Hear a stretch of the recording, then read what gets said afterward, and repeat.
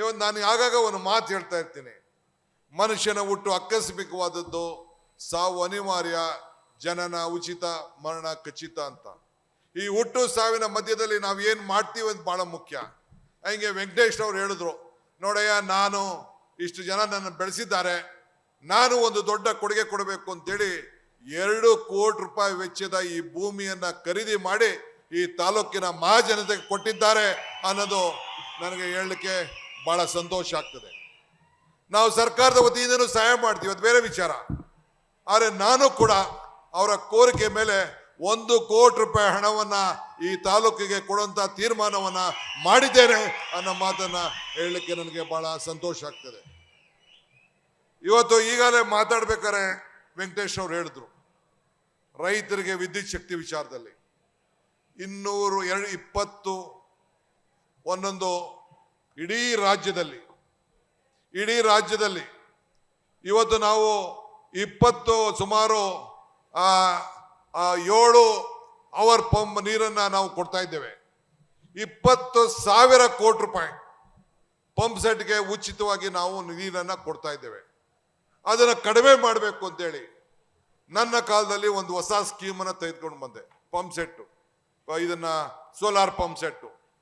ನಾನು ಏನು ಮಾಡಿದೆ ಅದು ಕೇಂದ್ರ ಸರ್ಕಾರ ಕೂಡ ಒಪ್ಪಿ ನಮ್ಮ ರಾಜ್ಯಕ್ಕೆ ಪ್ರಶಸ್ತಿಯನ್ನು ಕೊಟ್ಟು ಅದಕ್ಕೊಂದು ಹೊಸ ರೂಪವನ್ನು ಕೊಟ್ಟು ನಾನು ಪ್ರತಿ ತಾಲೂಕಿನಲ್ಲೂ 20 ಮೆಗಾವ್ಯಾಟ್ ಪ್ರಾರಂಭ ಮಾಡಿ ಅಗ್ಲತ್ತೇ ನಮ್ಮ ರೈತರಿಗೆ ವಿದ್ಯುತ್ ಶಕ್ತಿ ಕೊಡುವಂಥ ಕಾರ್ಯಕ್ರಮವನ್ನು ರೂಪಿಸಿದೆ.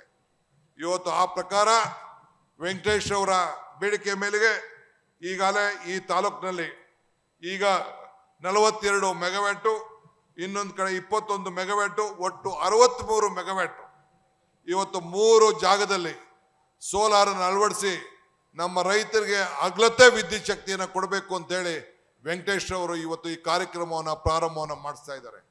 ಯಾರಿಗೋಸ್ಕರ ಇದನ್ನು ತಾವು ಆಲೋಚನೆಯನ್ನು ಮಾಡಬೇಕು. ಈಗಾಗಲೇ ನಮ್ಮ ಸರ್ಕಾರದಲ್ಲಿ ಅಭಿವೃದ್ಧಿಯ ಎಲ್ಲ ರಂಗದಲ್ಲೂ ಕೂಡ ಇವತ್ತು ಬರೀ ಗ್ಯಾರಂಟಿ ವಿಚಾರ ನಾನು ಮಾತಾಡ್ತಾ ಇಲ್ಲ. ನಮ್ಮ ಹೆಣ್ಮಕ್ಳು ಪ್ರವಾಸ ಮಾಡ್ತಾ ಇರೋದು ಬೆಂಗಳೂರು ಇರ್ಬೋದು, ಧರ್ಮಸ್ಥಳಕ್ಕಿರ್ಬೋದು, ಕುಕ್ಕೆಗಿರ್ಬೋದು, ಎಲ್ಲ ಕಡೆ ಇವತ್ತು ಪ್ರವಾಸವನ್ನು, ಮೈಸೂರು ಇರ್ಬೋದು, ಹೆಣ್ಮಕ್ಳು ಇವತ್ತು ಪ್ರವಾಸ ಮಾಡ್ತಾ ಇದ್ದಾರೆ. ಎಲ್ಲ ನಿಮ್ಗೆಲ್ಲರೂ ಕೂಡ ಸರಾಸರಿ 5,000 ರೂಪಾಯಿ ಅಷ್ಟು. ಇಡೀ ದೇಶಕ್ಕೆ ನಮ್ಮ ಗ್ಯಾರಂಟಿ ಒಂದು ಮಾದರಿ. BJP ಅವರೆಲ್ಲ ಟೀಕೆ ಮಾಡ್ತಿದ್ರು, ಇದು ಸಾಧ್ಯನಾ ಅಂತಿದ್ರು. ನಾನು ತಮಿಳ್ನಾಡಿಗೆ ಹೋಗಿದ್ದೆ, ನೆನೆ ತಾನೇ ನಾನು ಚುನಾವಣಾ ಪ್ರಚಾರ ಮುಗಿಸಿ ಮಧ್ಯರಾತ್ರಿ 2 ಗಂಟೆಗೆ ಬಂದೆ. ಅಲ್ಲಿ 1,000 ರೂಪಾಯಿ ಪ್ರಾರಂಭ ಮಾಡಿದ್ರು. ನಮ್ಮ ಗ್ಯಾರಂಟಿ ಹೋಗಿ ನಾನೇ ಕೊಡಲಿ ನಮ್ಮ ಗ್ಯಾರಂಟಿನ ಬಿಡುಗಡೆ ಮಾಡಿ ಬಂದೆ. ಅಲ್ಲೂ ಕೂಡ 2,000 ರೂಪಾಯಿ ಹೆಣ್ಮಕ್ಳಿಗೆ ಕೊಡಬೇಕು ಅಂತೇಳಿ ಈಗಾಗಲೇ ಅಲ್ಲೂ ಕೂಡ ಘೋಷಣೆ ಮಾಡಿಬಿಟ್ಟು ನಾವು ಬಂದಿದ್ದೇವೆ. BJP ಅವರೆಲ್ಲ ಕೂಡ ಇವತ್ತು ನಮ್ಮ ಗ್ಯಾರಂಟಿಯನ್ನು ನೋಡಿ ಅವರ ರಾಜ್ಯದಲ್ಲಿ ಇವತ್ತು ನಾವು ಯಾವ ರೀತಿ ಕೊಡ್ತಾ ಇದ್ದೇವೆ, 5 ಅವ್ರ ಕೈಲಿ ಕೊಡಕ್ಕೆ ಆಗ್ತಾ ಇಲ್ಲ. ಎಲ್ಲ 1-2 ಗ್ಯಾರಂಟಿಗಳನ್ನು ಅವರೆಲ್ಲ ಕೂಡ ಉಪಯೋಗಿಸಂತ ಕೆಲಸವನ್ನು ಇವತ್ತು ಮಾಡ್ತಾ ಇದ್ದಾರೆ. ಹಂಗೆ ನಮ್ಮ ಕಾಂಗ್ರೆಸ್ ನಮ್ಮ ಕಾರ್ಯಕ್ರಮ ಇಡೀ ದೇಶಕ್ಕೆ ಮಾದರಿ. ಯಾರಿಂದ ಅದು ಬಂತು? ನಿಮ್ಮಿಂದ ಬಂತು. ನಾನು ಎಲೆಕ್ಷನ್ ಬಂದಾಗ ಒಂದು ಮಾತು ಹೇಳಿದ್ದೆ, ಕಮಲ ಕೆರೆಯಲ್ಲಿದ್ದರೆ ಚಂದ, ತೆನೆ ಹೊಲದಲ್ಲಿದ್ದರೆ ಚಂದ, ಈ ದಾನ ಧರ್ಮ ಮಾಡುವ ಕೈ ಅಧಿಕಾರದಲ್ಲಿದ್ರೆ ಮಾತ್ರ ಚಂದ ಅಂತ. ಹಂಗೆ ಕಮಲ ಏನಾರು ಅನುಕೂಲ ಆಯ್ತಾ? ಕಮಲ ಬಂದು 4 ವರ್ಷ ಇದ್ರಲ್ಲ, ಬೊಮ್ಮಾಯಿ ಯಡಿಯೂರಪ್ಪನವರು ಏನಾರು ಒಂದು ಕಾರ್ಯಕ್ರಮ ಇಂಥ ಕಾರ್ಯಕ್ರಮ ಕೊಡಕ್ಕಾಯ್ತಾ? ಓಲಿ ಕುಮಾರಸ್ವಾಮಿ 2 ಬಾರಿ ಇದ್ರಲ್ಲ, ಅಧಿಕಾರ ಇತ್ತಲ್ಲ 2 ಬಾರಿ, ಇಂಥದ್ದು ಒಂದು ಕಾರ್ಯಕ್ರಮ ಏನಾರು ಕೊಡಕ್ಕಾಯ್ತಾ? ಬರೀ ಟೀಕೆ ಮಾಡೋದು, ಬರೀ ತಪ್ಪು ದಾರಿಗೆ ಎಳೆಯುವಂಥದ್ದು, ಬರೀ ಸುಳ್ಳನ ಕತೆ ಹೇಳುವಂಥದ್ದು, ಮೇಕೆದಾಟು ವಿಚಾರ ಇವತ್ತು ಮಾತಾಡೋರೆ ಅಲ್ಲ ರೀ. ನಾವು ನಮ್ಮ ನೀರು ನಮ್ಮ ಹಕ್ಕು ಅಂತ ನಾವು ಹೋರಾಟ ಮಾಡಿದ್ದೇವೆ. ಕೇಂದ್ರ ಸರ್ಕಾರದ ಮೇಲೆ ಒತ್ತಡವನ್ನ ಇವತ್ತು ಕೂಡ ನಾವು ತರ್ತಾ ಇದ್ದೇವೆ. ಇವತ್ತು ನಮ್ಮ ಒಂದು ಬೇಡಿಕೆಯಿಂದ ಇವತ್ತು ಸುಪ್ರೀಂ ಕೋರ್ಟ್ ಅಲ್ಲೂ ಕೂಡ ನಮಗೆ ನ್ಯಾಯವನ್ನ ಇವತ್ತು ಒದಗಿಸಿದೆ. ಇನ್ನೊಂದು 10 ದಿನದಲ್ಲಿ ಇವತ್ತು ಏನು DPR ಅನ್ನ, ಮೇಕೆದಾಟು DPR ಅನ್ನ ಈಗಾಗಲೇ ಕೇಂದ್ರ ಸರ್ಕಾರಕ್ಕೆ ನಾನು ಸಲ್ಲಿಸ್ತಾ ಇದ್ದೇನೆ. ಇವತ್ತು ಕುಮಾರಸ್ವಾಮಿ ಅವ್ರಿಗೆ ಹೇಳೋದಿಷ್ಟೇ, ಅಶೋಕ್ ಹೇಳೋದಿಷ್ಟೇ, ಕೇಂದ್ರದ ಶೋಭಕ್ಕಂಗೆ ಹೇಳೋದಿಷ್ಟೇ, ನಿಮ್ಮ ಕೈಲಿ ಶಕ್ತಿ ಇದ್ರೆ ನೀವೇನು ನಮ್ಗೇನು ಸಹಾಯ ಮಾಡಕ್ ಹೋಗ್ಬೇಡಿ.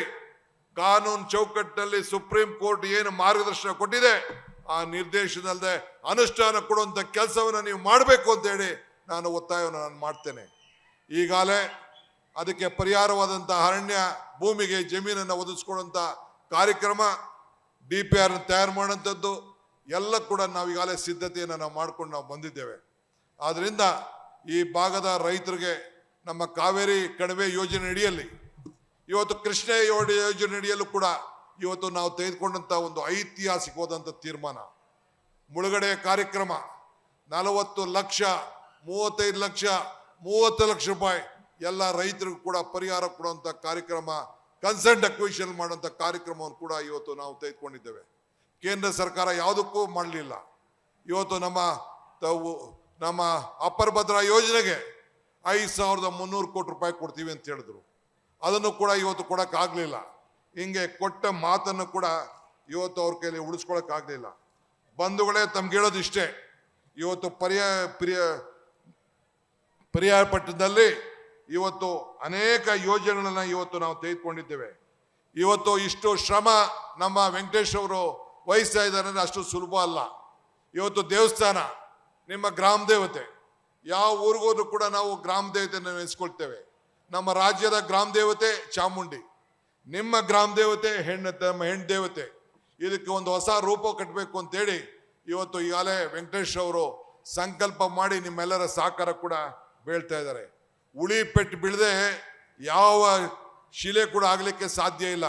ಹಂಗೆ ಹೊಲ ಉಳಿದೆ ಯಾವ ಜಮೀನು ಕೂಡ ಮಟ್ಟ ಆಗ್ಲಿಕ್ಕೆ ಸಾಧ್ಯ ಇಲ್ಲ. ನೇಗಿಲು ಉತ್ತರ ಕೂಡ ಜಮೀನು ಮಟ್ಟ ಆಗ್ಲಿಕ್ಕೆ ಸಾಧ್ಯ.